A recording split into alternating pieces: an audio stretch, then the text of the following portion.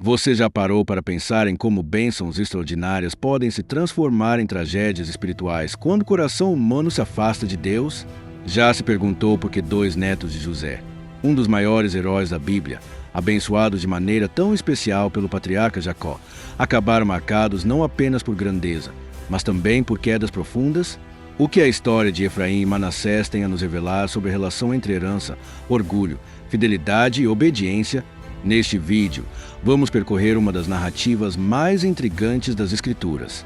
Vamos descobrir como José, o filho traído e humilhado que se tornou governador do Egito, recebeu uma honra única: ver seus filhos adotados por Jacó e transformados em tribos de Israel. Vamos explorar como Efraim e Manassés se tornaram poderosos e influentes, mas também como se perderam em orgulho, rivalidade e idolatria. Mais do que isso, vamos entender o que os profetas anunciaram sobre o destino dessas tribos, se como suas histórias se ecoam até hoje como advertência e promessa para nós. Então, se você deseja mergulhar em um estudo profundo da Bíblia, compreender o verdadeiro legado de Efraim e Manassés e descobrir como essa mensagem pode transformar sua vida espiritual, fique comigo até o final. E já no começo, um convite especial.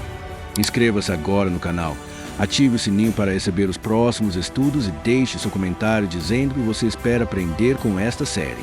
Sua participação é fundamental para que possamos construir juntos uma comunidade de fé e reflexão. Ao abrir esta narrativa, surge uma pergunta essencial: como dois homens, filhos de um estrangeiro e netos de um patriarca, puderam ser elevados a um papel de tamanha relevância na história de Israel? E ainda mais intrigante, se foram abençoados de maneira tão especial, porque suas tribos experimentaram tanto prestígio quanto quedas profundas. Essas questões atravessam os séculos e ecoam para nós hoje, pois falam de herança, fidelidade e responsabilidade espiritual. A história de Efraim e Manassés não é apenas um registro genealógico ou territorial. É uma poderosa lição sobre como bênçãos extraordinárias podem ser preservadas ou desperdiçadas. José, filho de Jacó, é lembrado como um dos maiores exemplos de perseverança e fé em toda a Escritura.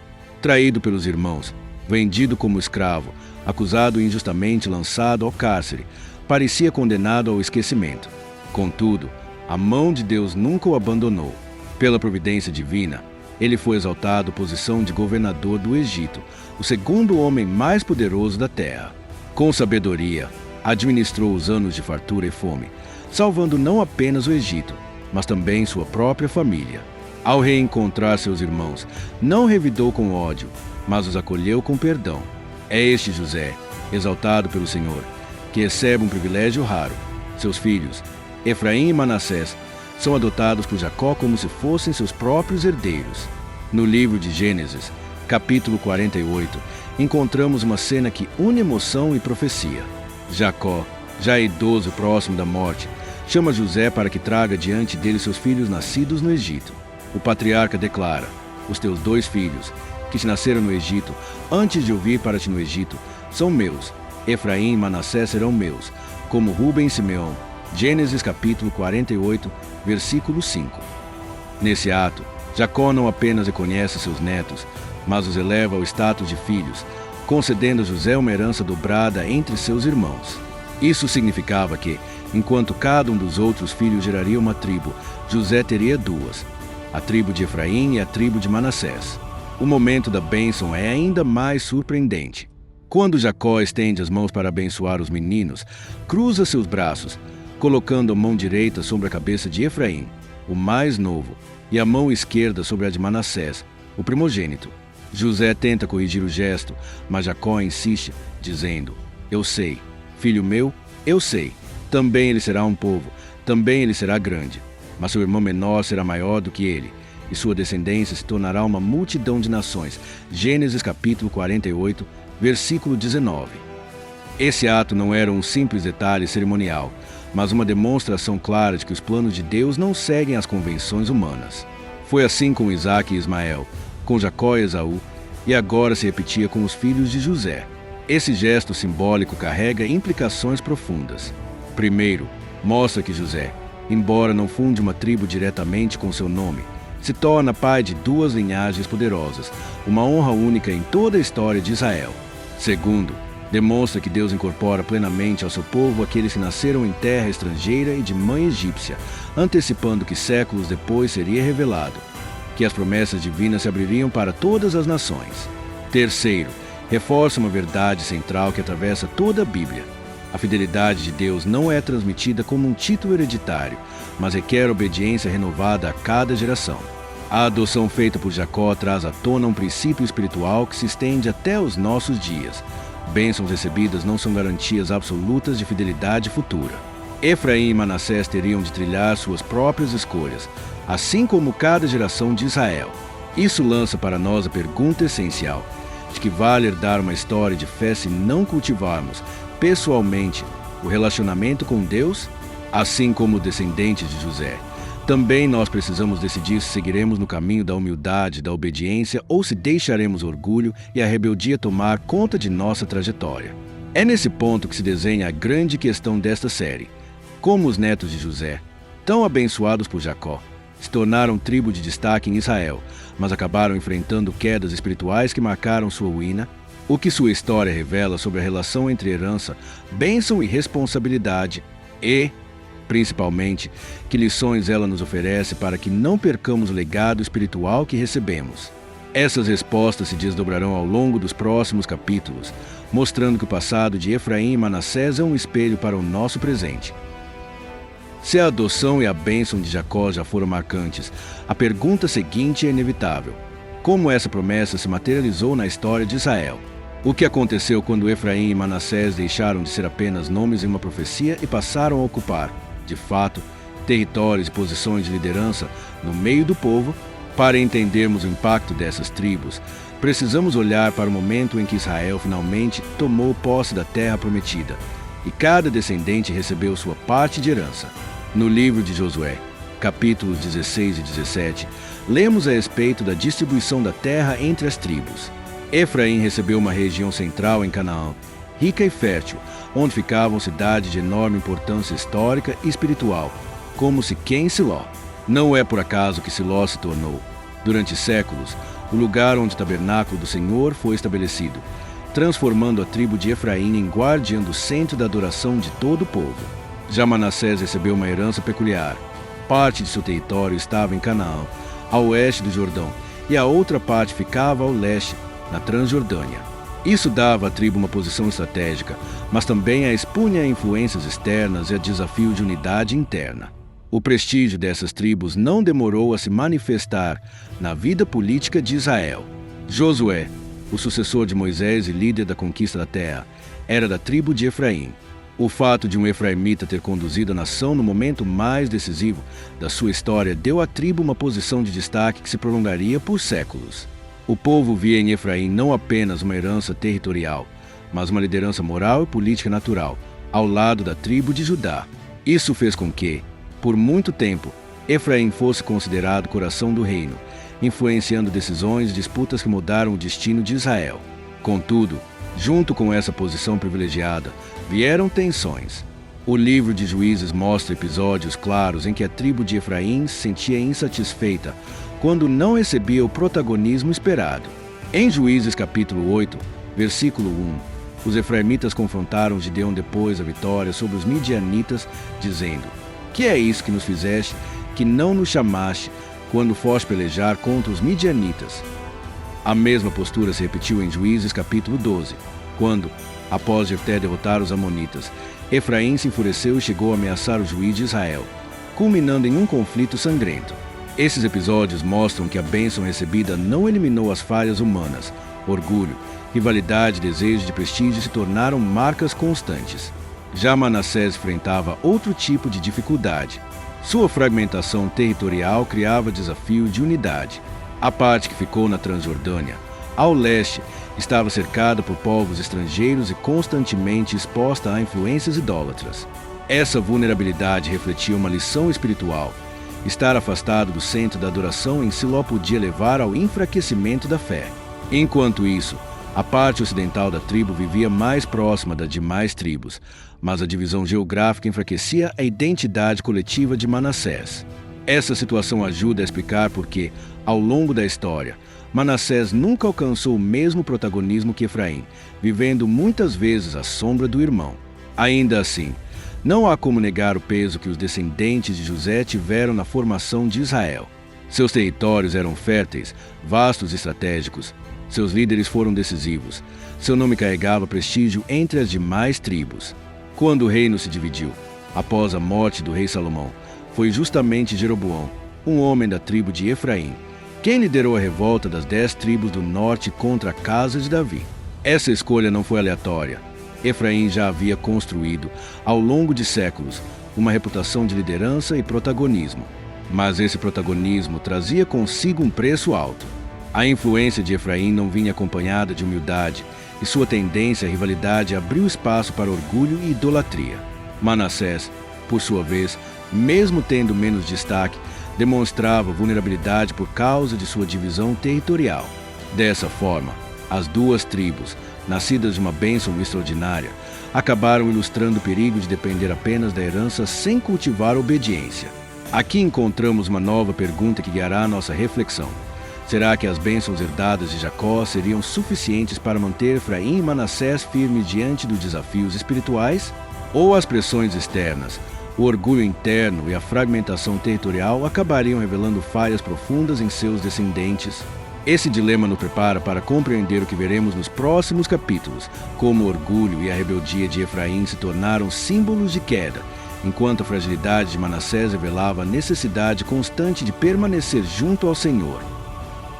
Se até aqui vimos como Efraim recebeu posição de destaque em Israel, a pergunta que precisa ser feita é: o que acontece quando a bênção de Deus, em vez de ser tratada com humildade, é transformada em motivo de orgulho? Como um privilégio espiritual pode se corromper em arrogância e rivalidade?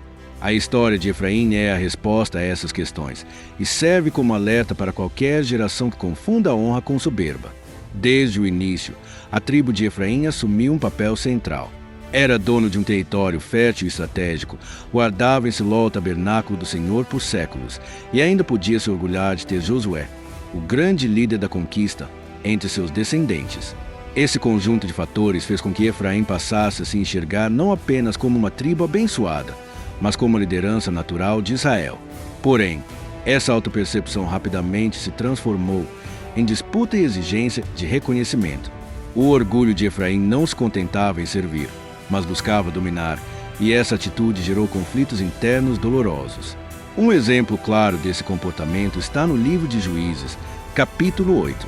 Após a vitória de Gideão contra os midianitas, os homens de Efraim não celebraram a libertação concedida por Deus, mas confrontaram o juiz de Israel com ressentimento, dizendo: "Que é isso que nos fizeste, que não nos chamaste, quando foste pelejar contra os midianitas?" Juízes capítulo 8, versículo 1. O orgulho ferido falou mais alto do que a gratidão. Gideão precisou responder com sabedoria, enaltecendo o papel que eles tiveram na captura dos príncipes midianitas, apenas para apaziguar sua ira. Mas o episódio já deixava claro: Efraim estava mais preocupado com prestígio do que com fidelidade. Mais tarde, em Juízes capítulo 12, esse mesmo orgulho se transformou em tragédia. Após Jefté conduzir Israel à vitória contra os amonitas, os efraimitas novamente se revoltaram, acusando de não tê-lo chamado para a batalha. Desta vez, a situação não foi resolvida com palavras, mas com guerra. Os gileaditas, liderados por Jefté, enfrentaram Efraim e os derrotaram de maneira devastadora. Os sobreviventes eram identificados por um teste de pronúncia. Quem não conseguia dizer corretamente a palavra Shiboleth era reconhecido como efraimita e morto. Juízes capítulo 12, versículo 6. O orgulho de Efraim não se limitava ao campo militar, mas alcançou também a esfera espiritual. Durante séculos, o tabernáculo esteve em Siló, dentro de seu território. Isso poderia ter sido motivo de reverência e responsabilidade, mas acabou se tornando um ponto de vergonha. Em 1 Samuel capítulos 2 a 4, lemos que os filhos de Eli, sacerdotes em Siló, corromperam o serviço do Senhor, abusando de seu ofício e levando o povo a desprezar o sacrifício. O resultado foi trágico. A arca da aliança foi tomada pelos filisteus, e Siló perdeu para sempre o prestígio de ser o centro da adoração.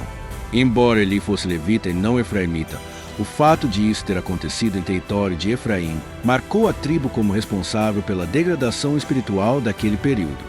Essa postura arrogante foi denunciada repetidas vezes pelos profetas. No livro de Oséias, o nome Efraim é usado como sinônimo do reino do norte, que se rebelou contra Deus após a divisão do reino. O profeta declara: Efraim está entregue aos ídolos, deixa-o. Oséias capítulo 4, versículo 17. É uma das sentenças mais duras de toda a Escritura, mostrando que a tribo que havia recebido tanta honra se tornará símbolo de idolatria e obstinação. Em Oséias capítulo 11, Deus fala com dor: Quando Israel era menino, eu amei e do Egito chamei a meu filho. Mas, quanto mais eu o chamava, tanto mais iam da minha face. Sacrificavam a Baalins, queimavam incenso às imagens de escultura. Versículos 1 e 2. E logo depois acrescenta: Como te deixaria, ó Efraim? Como te entregaria, ó Israel? Versículo 8. Esses textos revelam um paradoxo. Efraim era amado por Deus, mas escolheu a rebeldia. Se até aqui vimos o peso histórico das tribos de Efraim e Manassés, surge uma nova questão. Qual foi o destino profético dessas tribos que nasceram de uma bênção tão singular? Porque os profetas, ao longo das Escrituras, usaram o nome de Efraim como referência não apenas a uma tribo, mas a todo um reino. E, mais importante, será que as promessas feitas a José, por meio de seus filhos, se esgotaram no passado ou ainda ecoam para o futuro? Essas perguntas nos levam a olhar para o enredo profético que acompanha os descendentes de José, desde os tempos do Antigo Testamento até as visões de restauração que apontam para a redenção final. No livro do profeta Oséias, encontramos repetidamente a figura de Efraim como símbolo do reino do norte, que havia se separado de Judá após a morte de Salomão. O nome de Efraim se tornou sinônimo de afastamento e rebeldia. Porém, o mesmo livro também mostra a dor do coração de Deus diante desse afastamento. Embora Manassés não apareça com tanta frequência nos textos proféticos, sua condição territorial já carregava uma mensagem implícita. Mas o destino profético das tribos de José não se encerra na queda. Há também uma promessa de restauração. No livro de Ezequiel, capítulo 37, encontramos a visão dos 2 pedaços de madeira.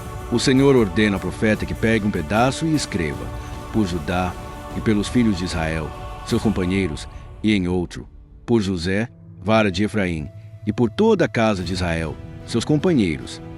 Em seguida, manda que una os 2 pedaços em sua mão, para que se tornem um só. O Senhor explica: E farei deles uma só nação na terra, nos montes de Israel, e um só rei será rei de todos eles. E nunca mais serão 2 nações, nunca mais para o futuro se dividirão em 2 reinos. Ezequiel capítulo 37, versículo 22. Essa profecia mostra que, embora Efraim tenha simbolizado a rebeldia, sua história não terminaria na destruição. Deus prometeu reunificar o que foi disperso. Portanto, o destino profético das tribos de José é duplo. Por um lado, juízo severo, consequência de orgulho, rebeldia e idolatria. Por outro, restauração garantida pela fidelidade de Deus. Chegamos ao ponto em que a pergunta final precisa ser feita: o que a trajetória de José, Efraim e Manassés significa para nós hoje? O que essa história, cheia de bênçãos e quedas, deve produzir em nossa vida prática? A resposta não é apenas um resumo histórico, mas um chamado urgente à reflexão e à ação. Porque, no fim, o que está em jogo não é apenas o passado de Israel, mas o presente e o futuro de cada um que ouve esta mensagem. José, o filho fiel, foi exaltado como exemplo de perseverança, perdão e confiança em Deus. Seus filhos, Efraim e Manassés, receberam a adoção e a bênção de Jacó, tornando-se líderes de tribos poderosas e influentes em Israel. No entanto, a história mostrou que aquilo que começou com honra se transformou em orgulho, idolatria e divisão. Efraim, que deveria ser símbolo de liderança e fidelidade, tornou-se sinônimo de rebeldia e idolatria no reino do norte. Manassés, por sua vez, simbolizou vulnerabilidade e afastamento, dividido entre 2 territórios e enfraquecido espiritualmente. O contraste é claro: bênçãos extraordinárias podem se perder quando não são acompanhadas de obediência constante. Se essa mensagem falou ao seu coração, não saia deste vídeo sem tomar uma decisão. Inscreva-se no canal e ative o sininho, porque aqui continuaremos explorando como o passado bíblico ilumina o presente e aponta para o futuro. Deixe também o seu comentário. Você acredita que as tribos descendentes de José ainda têm um papel nas profecias futuras de Israel?